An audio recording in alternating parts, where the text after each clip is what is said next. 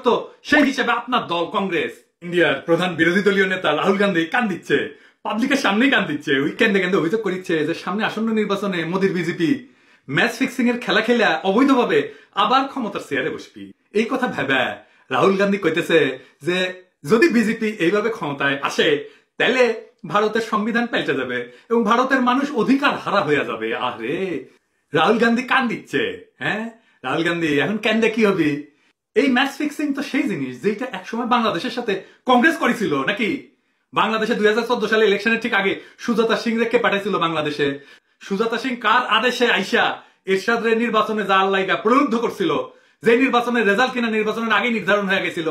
কংগ্রেসের সরকারের আদেশ পাইয়াই তো সুজাতা সিং এসব করেছিল, তাই না রাহুল গান্ধী? হ্যাঁ, রাহুল গান্ধী সাহেব, এটারে বলে প্রকৃতির বদলা, এটারে বলে ভাগ্যের পরিহাস।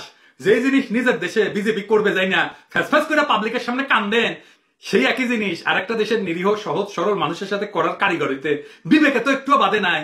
নিজেদের বানানো যন্ত্র এবার নিজেদের ঘাড়ে চাইপা বসতেছে, আর এখন নির্লজ্জের মতো পাবলিকের সামনে কান দিচ্ছেন। হ্যাঁ, শুধু তো তাই না, 2008 সালে বাংলাদেশে আপনার পার্টি কংগ্রেসের সেই সময়ের পররাষ্ট্রমন্ত্রী প্রণব মুখার্জি ফখরুদ্দিন মঈনুদ্দিনের উপর শর্ত দিয়া নির্বাচনে কারসাজি কইরা আওয়ামী লীগের ক্ষমতায় আনে নাই। সেই ঘটনার মধ্যে দিয়ে ক্ষমতায় সেই তো হাসিনা তত্ত্বাবধায়ক সরকার ব্যবস্থার সংবিধান থেকে অবৈধভাবে বাদ দিয়ে দেয় আর মানুষের ভোটের অধিকারটা পর্যন্ত কায়রা নিছে।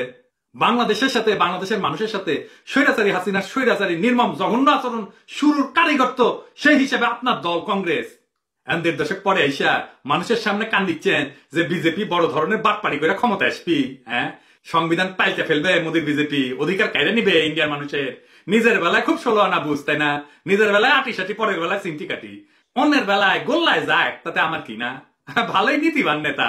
শুনেন, এটাদের নীতিও